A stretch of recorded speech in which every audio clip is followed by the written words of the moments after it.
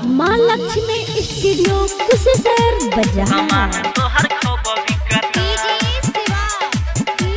सामान तो हर खबर बिकता, सामान तो हर खबर बिकता, खबर बिकता। हेगे छौरी हेगे हमरे से कराइले मैं बहनी दुकान तोहर खबर चलता गे, सामान तोहर खबर बिकता, खबर बिकता। हेगे छौरी हमारा सनक गहकी छौरा गे छौरी तोरा नहीं मिलता गे छौरी तोरा नहीं मिलता, नहीं मिलता। हेगे छौरी हमरे से कराइले मैं बहनी दुकान तोहर खबर चलता गे, सामान तोहर खबर बिकता, खबर बिकता, सामान तो हर खबर बिकता, माँ लक्ष्मी स्टूडियो कुशेश्वर बाजार। सामान तो हर खबर बिकता, खबर बिकता।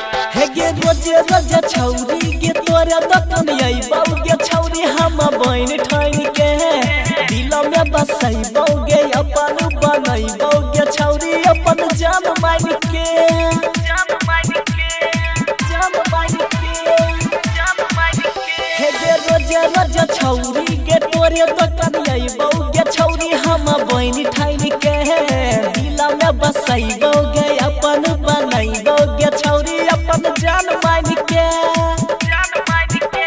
हेगे हमारा हमरे से लगाइले नहीं दुकान तोहर खबर चलता गे, सामान तोहर खबर बिकता, खबर बिकता। हेगे छौरी हमरे से कराइले नहीं बहनी दुकान तोहर खबर चलता गे, सामान तोहर खबर बिकता, खबर बिकता, सामान तो हर खबर बिकता, मिक्स बाय राहुल बाबू। खबर बिकता। हेगे छिए हम कुमारे गेले बनै उधारे दुकान तोहर खबर चलता छी तो नमूना गे चीज छौ दुगुना दुकान तोहर नहीं छूटता, नहीं छूटता, नहीं छूटता। नहीं छूटता। हेगे छिए हम कुमारे गेले बनै उधारे दुकान तोहर खबर चलता छी तो नमूना गे चीज छौ दुगुना दुकान तोहर नहीं छूटता, नहीं छूटता। हेगे राइटर चंचल के संग में गई छौरी तोरा खबर पटता गे छौरी तोरा खबर पटता, खबर पटता। हेगे परम देहाती के संग में गई छौरी तोरा खबर पटता गे छौरी तोरा खबर पटता। ये छौरी तोरा खबर पटता।